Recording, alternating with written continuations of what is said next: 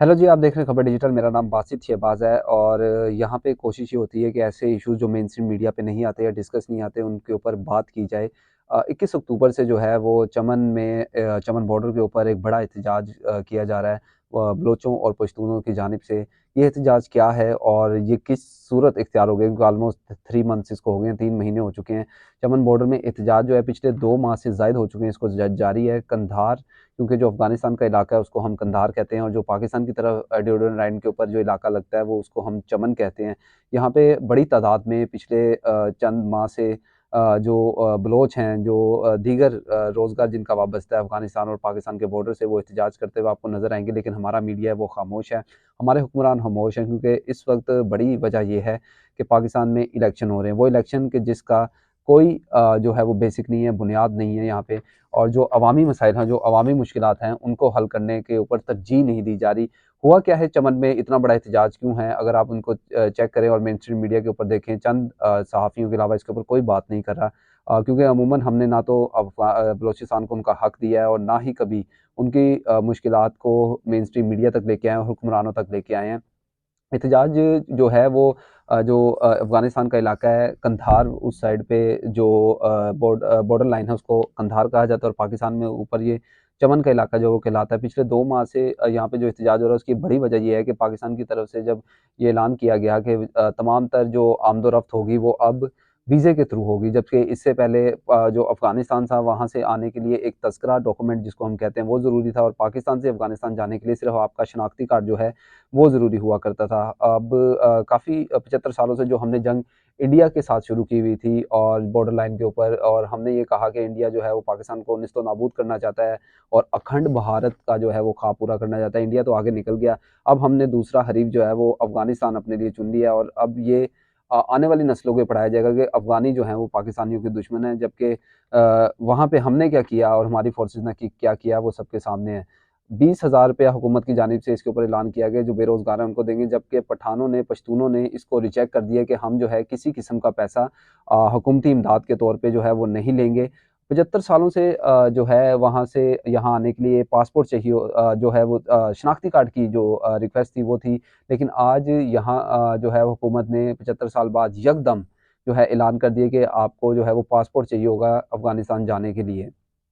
अफ़गानिस्तान जाने के लिए जहाँ पे बलूचिस्तान के अंदर स्कूल नहीं है, जहाँ पे यूनिवर्सिटीज़ नहीं है, जहाँ पे तालीम का निज़ाम नहीं है, जहाँ पे सेहत का निज़ाम नहीं है, पासपोर्ट कहाँ से वो लोग बनवाएँ और जो 75 सालों से एक सिलसिला चलता आ रहा है उसको वो कैसे पूरा करें? कमोबेश वहाँ की 70% आबादी का जो रोज़गार है वो इसी चीज़ से वाबस्ता है कि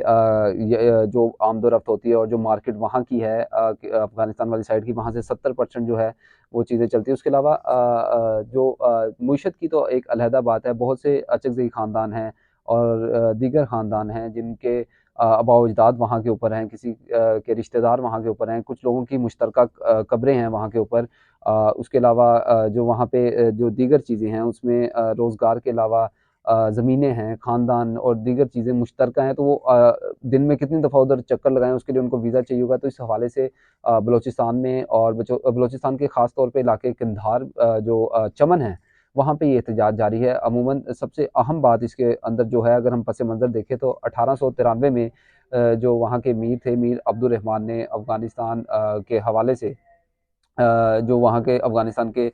मीर थे, उन्होंने एक ड्यूरन लाइन कायम की गई थी और ड्यूरन लाइन के ऊपर ये कहा गया था कि सरहद के दोनों तरफ जो है, जो सर ड्यूरन ने जो कायम की थी और ये कहा गया था कि दोनों तरफ से आने के लिए उस तरफ से तज़किरा चाहिए होगा और यहाँ से जो है वो आपको पासपोर्ट जो है वो रिक्वायर्ड होगा। 1947 के बाद ये लाइन तो कायम रही, लेकिन ये इतना बड़ा जो बॉर्डर का एरिया है, इसके ऊपर आमदो-रफ़्त के हवाले से मुश्किलात का सामना रहा। और अगर हम बात करें तो ये बलूचिस्तान से केपीके से बलूचिस्तान तक जो है ये मुकम्मल एक ड्यूरन लाइन है। 4 से 5 पॉइंट्स जो हैं इसके वो इस वक़्त केपी में हैं और जबकि इसके अलावा जो चमन है, तुर्कम है या बदीनी बॉर्डर है, ये वाला हिस्सा जो है ये तमाम तर जो है वो आपका लगता है बलूचिस्तान वाली साइड पे, जहाँ पे जिस पे मेनली जो है चमन जो है वो ख़ासा वो है। हुकूमत का ये मौक़िफ़ है कि टीटीपी के बहुत से अनासिर और दहशतगर्द जो एलिमेंट्स हैं, वो यहाँ पे इस तरफ ट्रैवल करते हैं। तो मेरा सवाल ये है कि अफ़गानिस्तान से जितनी इल्लीगल ट्रेड होती है बॉर्डर्स के ऊपर, जबकि आपके सिपाही और आपके नुमाइंदे वहाँ पे खड़े हैं, वो कौन करता है? वहाँ पे जितना असलहा या फिर वहाँ से जितना आपका मंशियात जो है वो स्मगल होती हैं और दीगर सामान जो स्मगल होता है, जो कस्टम के एहलकार होते हैं उनसे ऊपर चेकिंग जो एहलकार करते हैं इदारों के, वो कितना जो है कमीशन लेते हैं इसके ऊपर, ये तमाम चीज़ें जो हैं वो डिस्कस करने वाली है। बलूचिस्तान का एक एहतजाज तो मिसिंग पर्सनस का इशू है, जो आज भी इस्लामाबाद में महरंग बलोच की क़यादत में जो है वो बैठा है अपने प्यारों की बाजियाबी के लिए। पश्तूनों का जो इशू है उसको मंजूर पश्तीन ने उठाया, जो कि एक बड़े यूथ लीडर हैं इस वक्त पाकिस्तान के अंदर, और उनको अफगानिस्तान और पाकिस्तान दोनों जानिब से जो है बड़ा पसंद किया जाता है। एक तो यहाँ पे अहम बात यह है कि कुछ दिनों से यहाँ एहतजाज जारी था और उसके ऊपर फायरिंग भी की गई है। हालांकि ये अभी तक ये खबरें कंफर्म नहीं है कि ये फायरिंग किसकी जानिब से की गई है, लेकिन बात यह है कि जब तक हम बलोचियों की महरूमियों को दूर नहीं करेंगे, जब तक हम बलूचिस्तान के इश्यूज़ के ऊपर बात नहीं करेंगे, जबकि जब वहाँ के रहने वाले लोगों को अपना नहीं समझेंगे, जबकि उनको रोज़गार के लिए, दीगर यूनिवर्सिटीज़ की तालीम के लिए अपने बलूचिस्तान से उठ के लाहौर, कराची और इस्लामाबाद, दीगर बड़े शहरों में आना पड़ता है, और उनके जो इलाके हैं वहाँ पे किसी किस्म की सहूलियात जो हैं वो मैसर नहीं है। इस एहतजाज के अंदर जितने तमाम बड़े स्टेक होल्डर्स हैं, जिसमें मंजूर पश्तीन हैं, महमूद खान अचकज़ई है, अली वज़ीर हैं, सेनेटर मुश्ताक जो जमीयत उलमा इस्लाम के हैं, और उसके अलावा अब्दुल वासे जो हैं वो यहाँ पे आए थे, और इसके अलावा जो फॉर्मर कोर कमांडर जो थे बलूचिस्तान के, आसिफ गफूर साहब, उन्होंने भी इस जगह का दौरा किया था और दीगर जो चीज़ें हैं उसको यहाँ पे एड्रेस किया था चीज़ों को, कि यहाँ पे जो मुश्किलात हैं वो किस किस्म की हैं लोगों के ऊपर, लेकिन जब तक उनकी मुश्किलात को अमली तौर पे हल नहीं किया जाता, जो अमली तौर पे चीज़ें हैं उसको एड्रेस नहीं किया जाता, उनकी महरूमियों को दूर नहीं किया जाता, तो उनको ऐसे ही दर-बदर वो इस्लामाबाद की तरफ आएँ तो उनके ऊपर एहतजाज के ऊपर जो है वो स्टेट मशीनरी का इस्तेमाल किया जाए। वो बलूचिस्तान में बैठे हों, हमारा मेन स्ट्रीम मीडिया हो इस इश्यू को कवर नहीं कर रहा, हमारे कितने भी व्लॉगर हैं